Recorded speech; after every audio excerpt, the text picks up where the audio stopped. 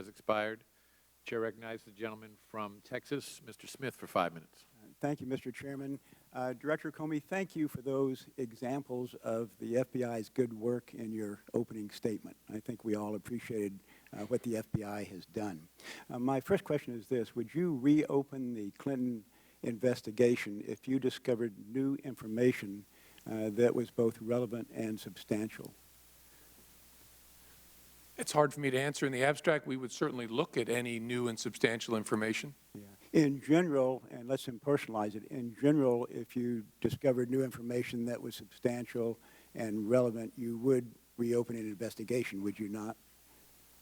Again, even in general, I don't think we can answer that in the abstract. What we can say is if any investigation, if people have new and substantial information, we'd like to see it so we can make an evaluation. Okay. Let me give you some examples and mention several new developments that I think have occurred and ask you if you have become aware of them. The first example is what the chairman mentioned a while ago. An employee at a company that managed former Secretary Clinton's private email server said, quote, "I need to strip out a VIP's, very VIP, email address from a bunch of archived emails. Basically, they don't want the VIP's email address exposed to anyone." I assume you're aware of that. I'm aware of that. Okay. The same employee called a new retention policy designed to delete emails after 60 days a, quote, Hillary cover-up operation. And you saw that, did you not? Say the last. I'm sorry, Mr. Smith, I couldn't hear the last. Same employee called a new retention policy designed to delete emails after 60 days a Hillary cover-up operation. You saw that? I don't know that particular language. Okay. We'll get you the source, but you can take my word for it that that's what he said. I will. Another example, a former Clinton Foundation employee who also managed the Clinton server destroyed devices used by former Secretary Clinton by smashing them with a hammer. You're aware of that? Yes. Okay. Two employees of the company that managed former Secretary Clinton's server recently pled the Fifth Amendment to Congress to avoid self-incrimination.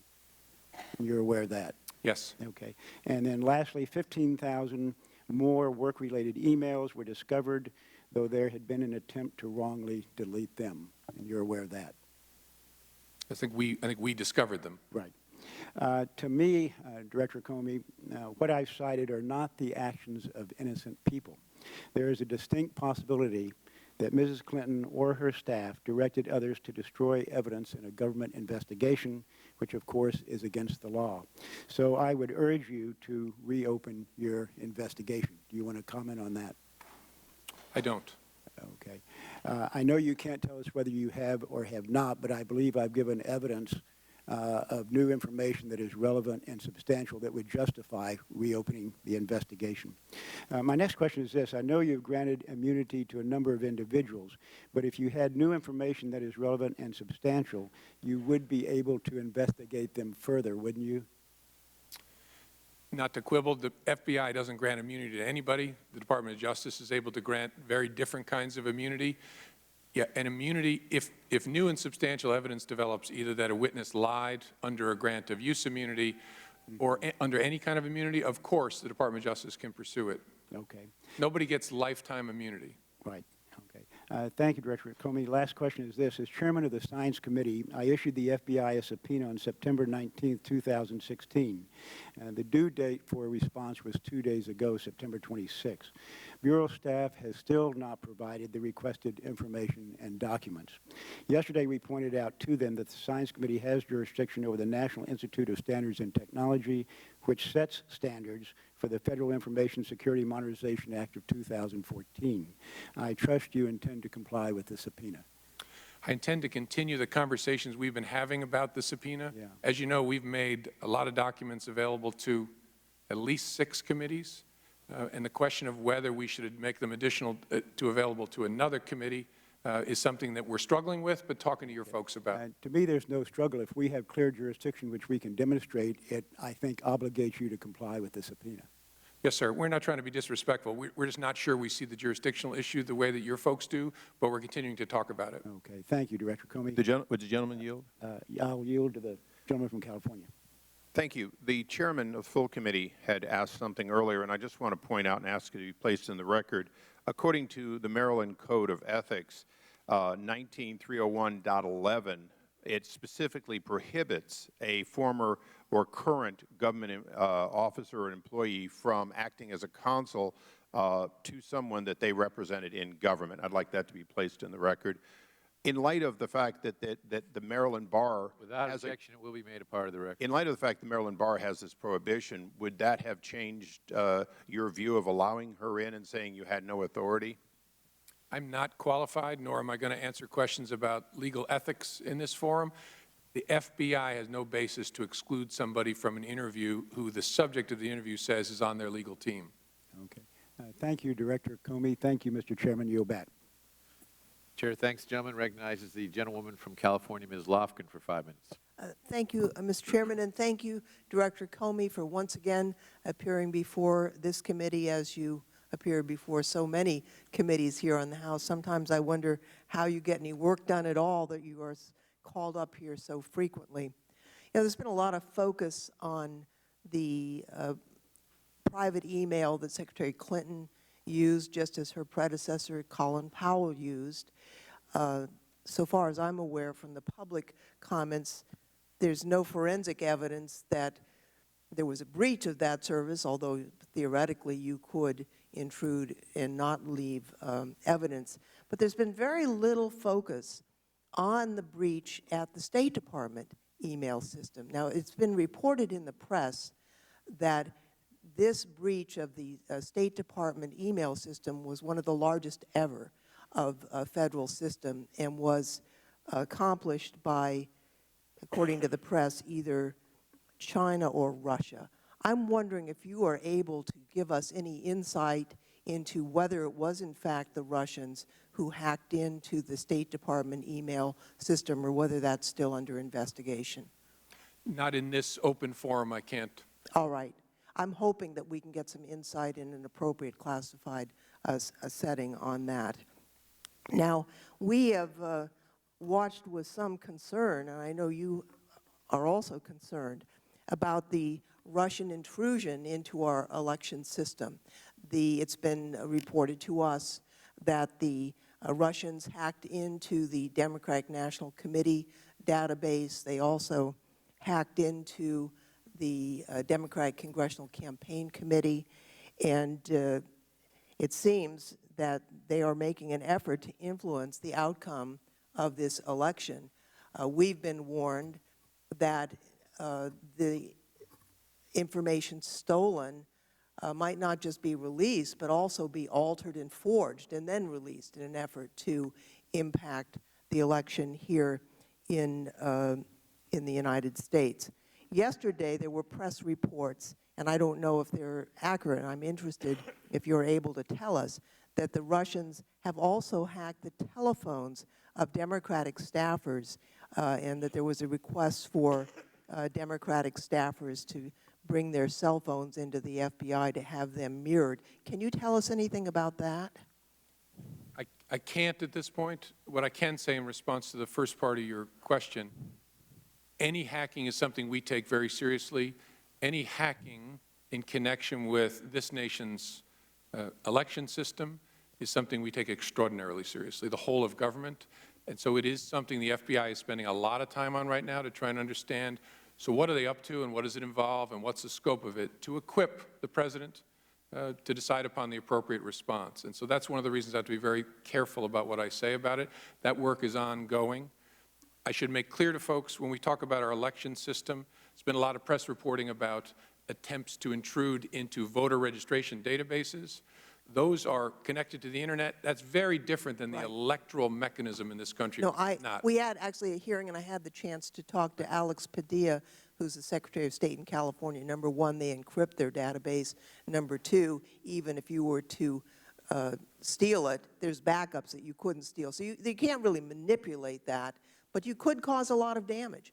I mean, you could create chaos on Election Day that would, and you could target that chaos to areas of where voters had a tendency to vote for one candidate over another in an attempt to influence the outcome. So it's not a benign situation, certainly, and one that we want to worry about. I want to just quickly touch on a concern I have also on cyber, on Rule 41 and how the FBI is interpreting that. I'm concerned that the change, as understood by the FBI, would allow for one warrant for multiple computers, but would include allowing the FBI to access victims' computers in order to clean them up. The cybersecurity experts that I've been in touch with have raised very strong concerns about that provision, especially using malware's own signaling system to disable the malware. The cyber experts who have talked to me and expressed concern believe that that ultimately could actually trigger attacks. And so I'm wondering if you have any comments on how the FBI intends to use Rule 41 vis-a-vis malware on victims' computers. Thank you. The time of the gentlewoman has expired. The witness will be permitted to answer the question. Thank you, Mr. Chairman. I'm not an expert, but one of the challenges we face, especially in dealing with these huge criminal botnets, which have harvested and connected lots of innocent people's computers, is how do we execute a search warrant to try and figure out where the bad guys are and get them away from those innocent people? And what the challenge we've been facing is to go to every single jurisdiction and get a warrant would take literally years. And so we're trying to figure out, can we use Rule 41 to have one judge issue that order and give us that authority? Mr. Chairman, I know my time has expired. I'd just like to close by expressing the hope that the FBI might seek the guidance of some of the computer experts at our national labs on this very question of triggering malware attacks, and I yield back. Point is well taken. The chair recognizes the gentleman from Ohio, Mr. Shabbat, for 5 minutes. Thank you, Mr. Chairman. Director Comey, Chairman Goodlatte, in his introduction of you, mentioned that you're a graduate of the College of William & Mary, and as you may well know, I'm a graduate of William & Mary as well. Anyway, you may remember that our alma mater is very proud of something called the Honor Code. And I checked out the wording of the Honor Code to make sure that I was correct on it, and I'll tell you exactly what it says. It says, as a member of the William & Mary community, I pledge on my honor not to lie, cheat, or steal, either in my academic or in my personal life, unquote. Well, one of the people whose behavior you investigated, Hillary Clinton, didn't have the good fortune to attend the College of William & Mary, but she did attend Wellesley. And I wondered whether they had an honor code, and I found out, I looked it up, they do, and they did. And here's what it says. As a Wellesley College student, I will act with honesty, integrity, and respect. In making this commitment, I am accountable to the community and dedicate myself to a life of honor, unquote. Let me repeat part of that again. I will act with honesty. Now, I'm sure the young women attending Wellesley today and those that have attended it in the past are proud that one of their own could be the next president of the United States. But a majority of the American people have come to the conclusion that Hillary Clinton is not honest and cannot be trusted. It's about 2 to 1 who say that she's dishonest.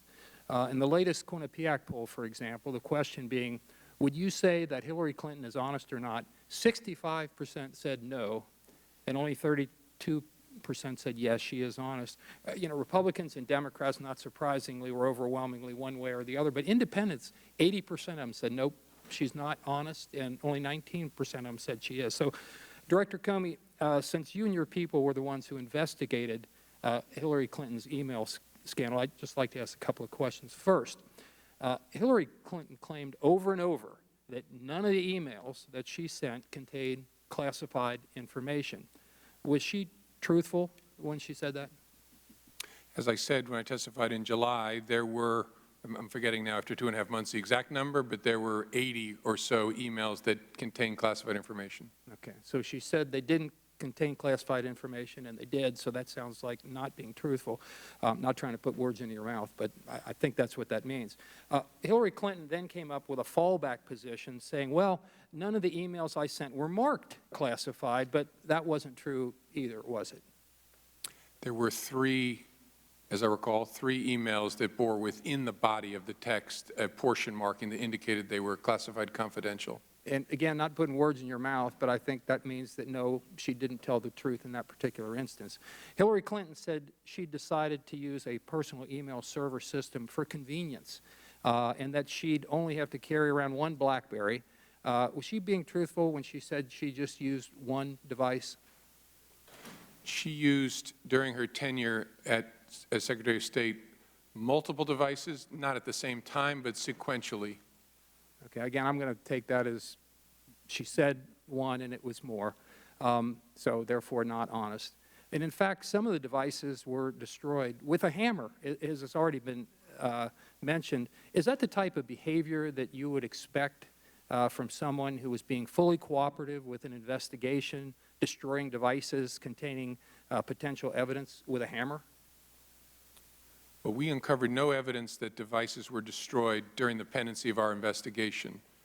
And so why people destroy devices when there's no investigation is a question I'm not able to answer. Okay, thank you. Mr. Director, a little less than 2 months ago, Hillary Clinton, in talking about her emails, claimed that you said, and I quote, that my answers were truthful. PolitiFact, by the way, gave this claim a pants-on-fire rating. Did you say that she was telling the truth with respect to her email claims? I did not. I never say that about anybody. Our business is never to decide whether we believe someone. Our business is always to decide what evidence do we have that would convince us not to believe that person. It's an odd way to look at the world, but it's how investigators look at the world. Thank you. Director Comey, it must have been, and I'm almost out of time, it must have been very awkward for you. You're tasked with investigating a person who could be the next President of the United States.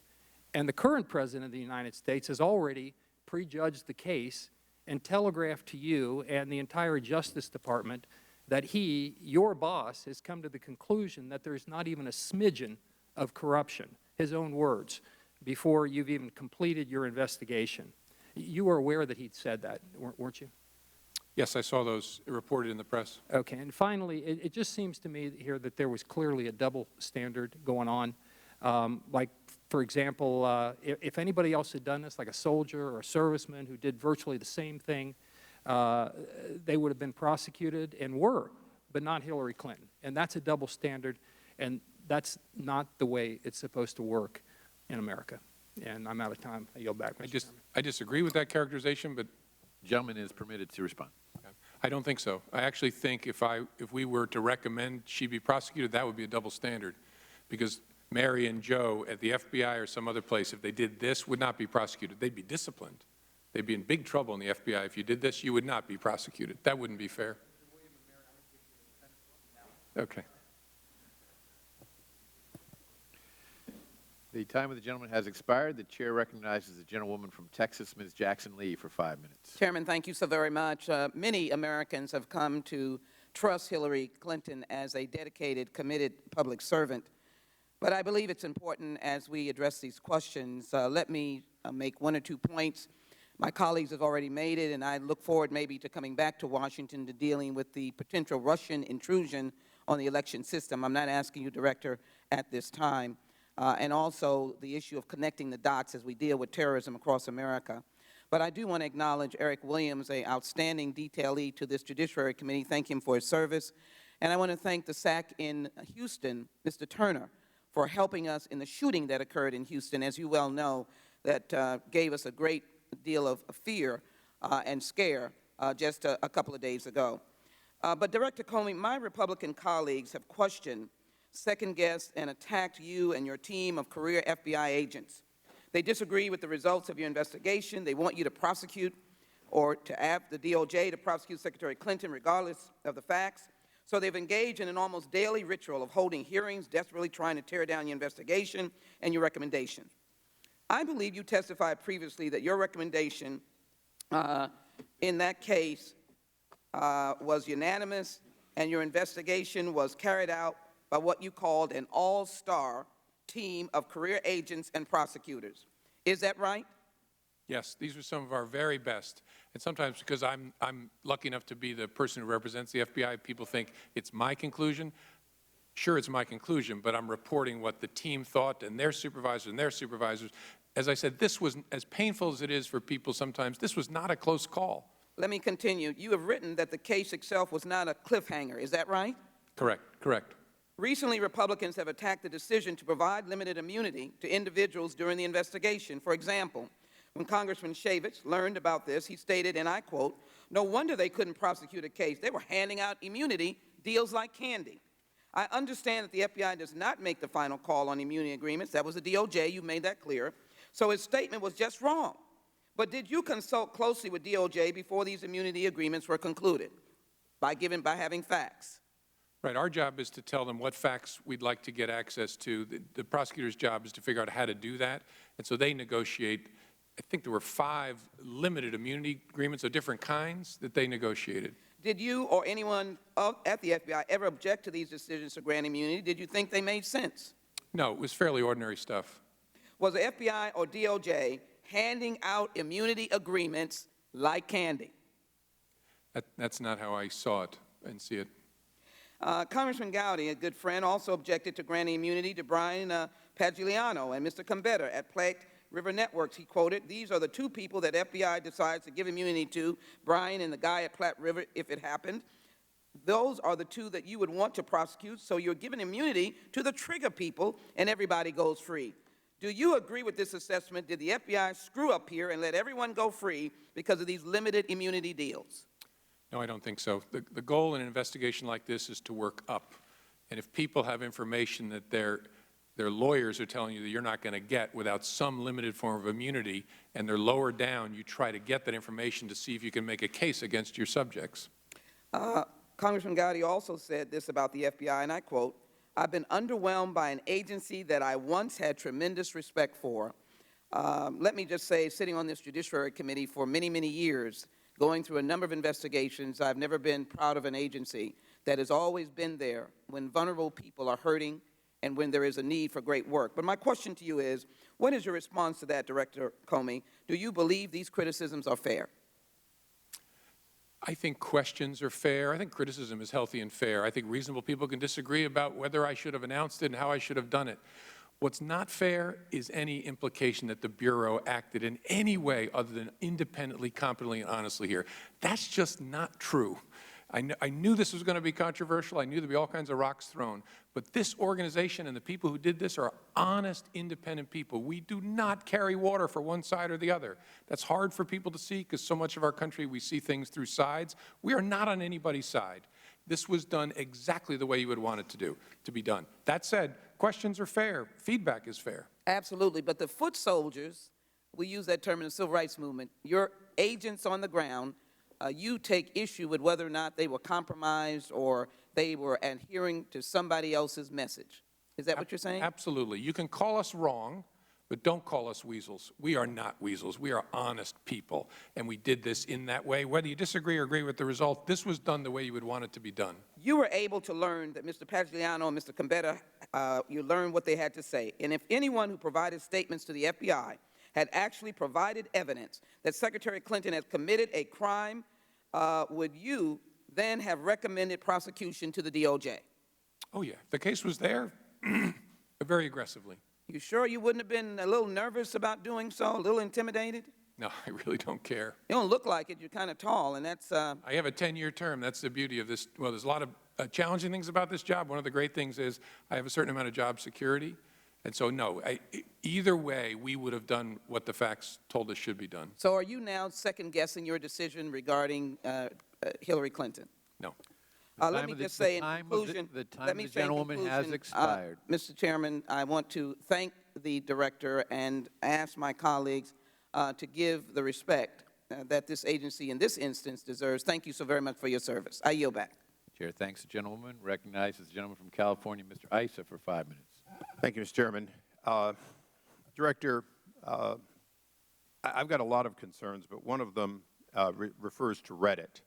At the time that the Department of Justice, at your behest or your involvement, gave Paul Combetta immunity, did you do so knowing about all of the posts he had on Reddit and capturing all of those posts and correspondence where he was asking how to wipe or completely erase on behalf of a VVIP, so to speak? I'm not sure sitting here. My recollection is, and I'll check this and fix it if I'm wrong, that we had some awareness of the Reddit posts. I don't know whether our folks had read them all or not. We had a pretty good understanding of what we thought he had done, but that's my best recollection. Okay, in the last week, en masse, he's been deleting them from Reddit posts. Is that consistent with preserving evidence? And I say that because there's still an ongoing interest by Congress, and only in spite of Reddit's own senior, what they call flak team, trying to hide it, only because a few people caught it, do we even know about it, and is this and other committees interested in getting the backups that may exist on these deletions? I guess my question to you is he destroying evidence relevant to congressional inquiries? And I'll answer it for you, yes, he is. And what are you going to do about it? That's not something I can comment on. Well, let me go into something that concerns this body in a very specific way. As a former chairman issuing subpoenas, I issued a subpoena, and additionally, I issued preserved letters. In addition to that, now Chairman Chaffetz issued what were effectively preserved letters. Some of them were directly to Hillary Rodham Clinton while she was still Secretary. Others, the subpoena in 2013 was to Secretary Kerry.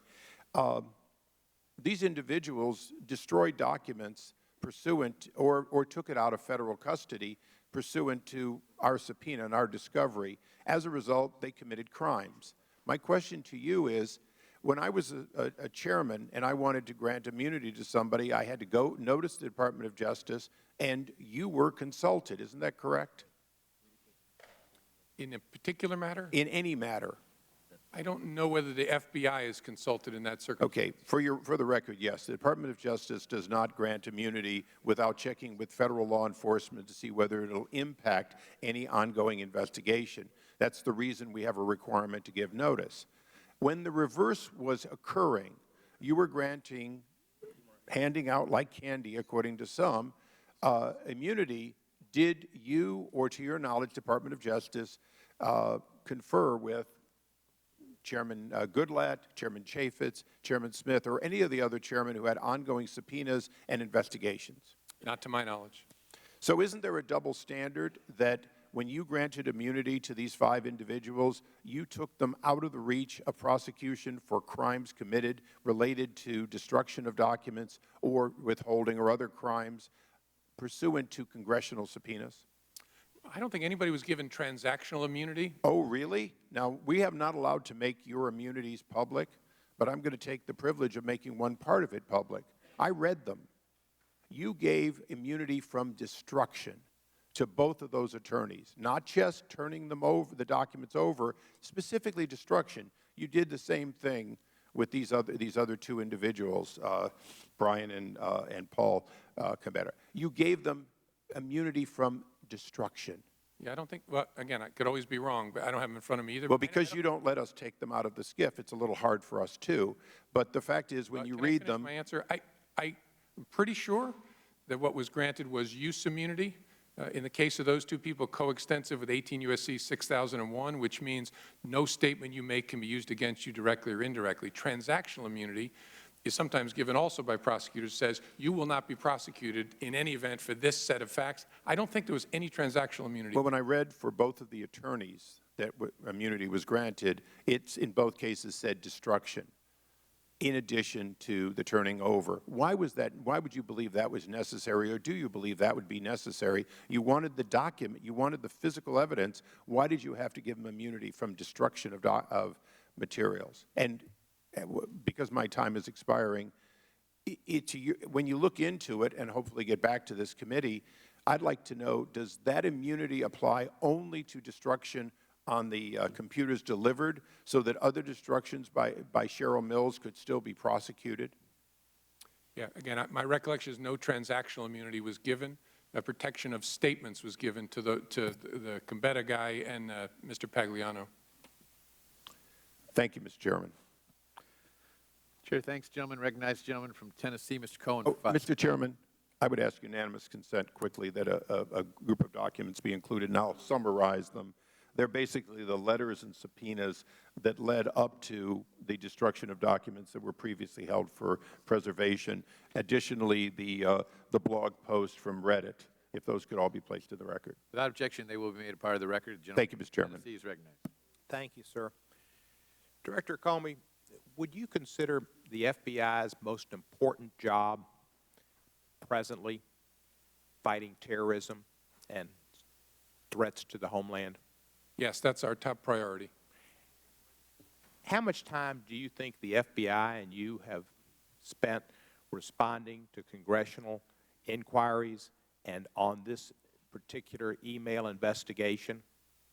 Could you give me an idea how many months or years have been expended on responding to the different committees that have called you in time after time after time and repetitiously accused you of doing politics rather than being an FBI director? I can't. I don't have any sense. Would it be months of cumulative man-hours, or would it be years of cumulative man-hours? You know, I don't know. A lot of folks have done a lot of work to try and provide the kind of transparency that we promised. It's been a lot by a lot of people. I just don't have a sense of the... How many hours have you spent before Congress on this? Testimony, 4 hours and 40 minutes without a bathroom break, I want to note for the record. And whatever today is, those would be the two main appearances. I was asked questions at Senate Homeland yesterday about this, and then House Homeland in July, I think. So I'm guessing 10 hours or so. And you prepared for this, though. I mean, 10 hours is just like the iceberg. Oh, sure. Yeah. Could your time and the FBI times better be used fighting terrorist threats here in America? You know, we're still doing it all. So no one should think that we've taken a play off because we're also doing oversight. We do it. We do both. In the case in New York where Mr. Rahami tried to detonate some bombs, did detonate a bomb, his father had accused him of being a terrorist at one time, and he'd stabbed his brother and was in jail. Did the FBI interview him when he was in jail about his possible terrorist tendencies and his trips to Pakistan or Afghanistan? I'll answer that. I'm trying to be very circumspect in how I answer questions about the case because the guy's alive and is entitled to a fair trial, and so I don't do anything that would allow him to argue he lost the ability to have a fair trial. The answer is we did not interview him when he was in jail in 2014. Yeah. And why would that be? You interviewed the father, I believe. You might have talked to the brother. You might have talked to a friend. The best evidence was him. He's in jail. You didn't have to, why did they not go and talk to him? Yeah, sitting here, I don't want to answer that question yet. I've commissioned, as I do in all of these cases, a deep look back. We're trying to make the case now. We will go back very carefully, try to understand what decisions the agents made who investigated that and why, and whether there is learning from that. So I don't want to answer it just now because I'd be speculating a bit. Thank you, sir. Some people have suggested you made a political calculation in your recommendation dealing with Secretary Clinton and the emails. Did you make a political calculation in coming to your ultimate decision? None. Some said that on national television, that Secretary Clinton's emails were destroyed after a directive from the Clinton campaign. You announced your decision. You stated publicly, and I quote, "We found no evidence that Secretary Clinton's emails were intentionally deleted in efforts to conceal them." Is that not correct? That's correct. Others have said they lost confidence in the investigation and questioned the genuine effort in which it was carried out. Did the FBI make a genuine effort to carry out a thorough investigation? Oh, yes, very much.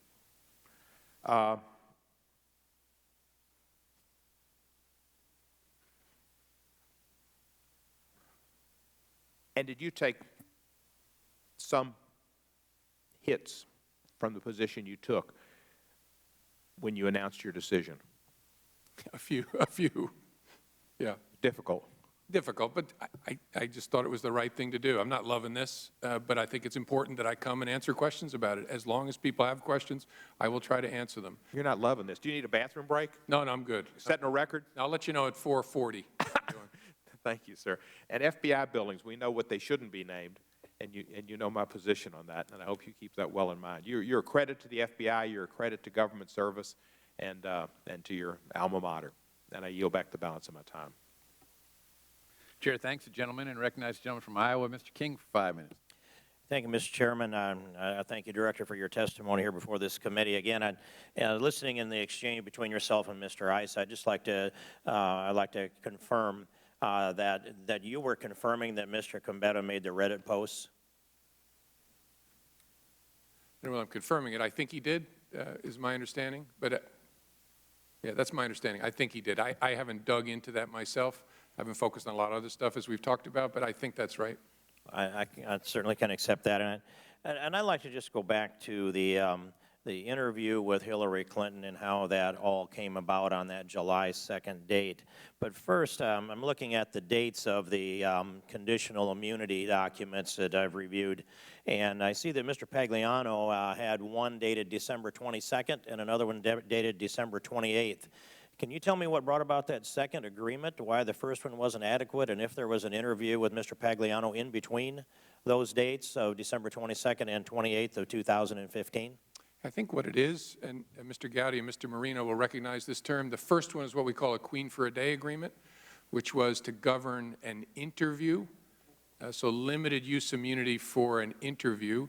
And then I believe the second one is the agreement for use immunity in connection with the investigation. So it's sort of a tryout for him to get interviewed, for the prosecutors and investigators to poke at him, and then the second one is the agreement they reached. I think that's right. And to the extent of if we're going to go any further, we'll go off of the December 28th agreement. That'd be how I would understand that in your description. Well, I think they're both important to him and his lawyer, but the first is an intermediate step to the second. Okay, thank you. Then, were you aware of the President's statement on October 9th, 2015, when he is reported, this is reported on October 9th of 2015, that he said that Hillary Clinton would not have endangered national security? Obviously, I don't know the dates, but I remember public reporting on a statement like that. In the fall in October, and I'll state it as the report I have is October 9th. Then again, on April 10th, 2016, it was reported that the President had said that Hillary Clinton was careless, but not intentionally endangering national security. Were you aware of that statement as well? Yes. And then I'd like you to, if you could characterize the interview. Sometime around, I believe, May 16th, it was reported that you said you intended to interview Hillary Clinton personally. I never said that because I never intended that. And I'm sure I didn't say that publicly. Were you aware of the report that that was your public statement? Yes. I think I read it and smiled about it. People imagine the FBI director does things that the FBI director doesn't do. In fact, and I'm not disputing your answer, I'm just simply, for the record, this is a record that is dated September 28th, 2016, Buffalo News. It's got your picture on it, and takes us back to, that's when it was printed, excuse me, takes us back to a document, May 16th, 2016, has a picture of you in the front of it, and I'll ask you to introduce it into the record. It says FBI Director James Comey told reporters that he would personally interview Hillary Clinton, quote, in coming days, close quote. And I'd ask unanimous consent to introduce this article into the record. Without objection, it will be made. Thank you, Mr. Chairman. And not as a matter of indictment, I don't dispute your word on this. It's what the public expectation was hanging out there is my real point. And then with that public expectation, I think the public was surprised to learn about who was or wasn't in that room. Can you tell us who was in the room involved in either listening to or conducting the interview of Hillary Clinton on that date of July 2nd, 2016? I can't tell you for sure. I can give you a general sense. The witness and her legal team, and then on our side of the table, our agents, prosecutors from the Department of Justice. I don't know if any of our analysts were in there or not, but sort of our team, their team. And how many of your team, how many FBI investigators? I don't know for sure sitting here. I think we probably had 8 to 10 people on our side, prosecutors and agents. That's a knowable fact. I just don't know it sitting here. Prosecutors. Did Loretta Lynch have her people in there? If you mean Department of Justice lawyers, yes, sure. So how many Department of Justice lawyers would have been there? I don't know for sure. Again, I think it was probably about 8 people, probably about 4 lawyers, about 4 from the FBI. Okay. But again, I could be Okay. wrong. So about around 4 investigators, around 4 potential prosecutors from the DOJ, a couple of attorneys for Hillary Clinton herself. That would set the scene fairly closely. I think that Secretary Clinton's team was bigger than that. I don't know the exact number. Okay, and then when you received the counsel as to the recommendation you were to make to Loretta Lynch, I'm going to just go through this quickly. You didn't review a videotape, an audio tape, or a transcript, so you would have had to rely upon the briefings from the people that were in the room who would have been your investigative team. Yes, the agents who conducted the interview, yes. And they were briefing off of notes that they had taken, which are now in the SCIF, but redacted. Right, they write them up in what's called an FBI 302. And so Loretta Lynch had her people in the room, and they would have had access to your investigators in the room. And out of that came a piece of advice to you that she had already said she was going to hand that responsibility over to you as director of the FBI as to making the recommendation, which turned out to be the decision on whether or not to indict Hillary Clinton. The time of the gentleman has expired. The director will answer the question. I'm not sure I'm following it entirely. There was no advice to me from the Attorney General or any of the lawyers working for her. My team formulated a recommendation that was communicated to me, and the FBI reached its conclusion as to what to do, uncoordinated from the Department of Justice. Even though Justice was in the room with your investigators, and I'd make that final comment, and I'd yield back. Thank you, Chairman. Sure. Chair thanks gentlemen. Recognize gentleman from Georgia, Mr. Johnson, for 5 minutes. Thank you, Mr. Chairman. Russian hacking into the databases of the Democratic National Committee and the Democratic Congressional Campaign Committee, as well as Russian hacks into the voter registration systems of Illinois and Arizona, serve as ominous warnings to the American people about the risks that our electoral processes face in this modern era. Unfortunately, Trump Republicans in the House are as obsessed with Hillary Clinton's damn emails as Trump has been about President Obama's birth certificate. Just like the Donald closed his birth certificate investigation after 5 years of fruitless investigation, however, I predict that the Trump Republicans will at some point close this email persecution. The American people are sick of it. The attention of the American public is increasingly focused on the security of this nation's election infrastructure. On Monday, the ranking members of the House and Senate Intelligence Committees, Senator Dianne Feinstein and Congressman Adam Schiff, issued a joint statement setting forth the current status of this investigation. It said this, and I quote, "Based on briefings we have received, we have concluded that the Russian intelligence agencies are making a serious and concerted effort to influence the U.S. election." They work closely with intelligence community individuals to be able to put that statement out to the American public. Director Comey, I don't want to ask you about any classified information, but is their statement accurate? I can't comment on that in this forum. As I said in my opening, we are investigating to try to understand exactly what mischief the Russians might be up to in connection with our political institutions and the election system more broadly, but I don't want to comment on that at this point. Free and fair elections are the linchpin of our society.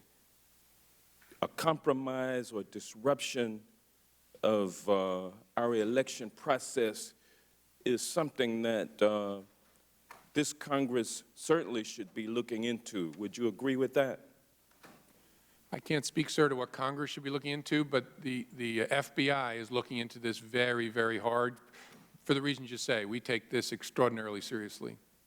Thank you. In June, the FBI Cyber Division issued a flash alert to state officials warning that hackers were attempting to penetrate their election systems. The title of the flash alert was, and I quote, "Targeting Activity Against State Board of Election Systems," end quote. The alert disclosed that the FBI is currently investigating cyber attacks against at least 2 states, Later in June, the FBI warned officials in Arizona about Russian assaults on their election system, and hackers also attacked the election system in Illinois, where they were able to download the data of at least 200,000 or up to 200,000 voters. In August, the Department of Homeland Security convened a conference call warning state election officials and offering to provide federal cybersecurity experts to help scan for vulnerabilities. And yesterday it was announced that at least 18 states have already requested election cybersecurity help to defend their election systems. Director Comey, since these flash alerts and warnings went out over this summer, I'd appreciate you letting us know whether or not there have been any additional attacks on state operations or databases since June. There have been a variety of scanning activities, which is a preamble for potential intrusion activities, as well as some attempted intrusions at voter registration databases beyond those we knew about in July and August.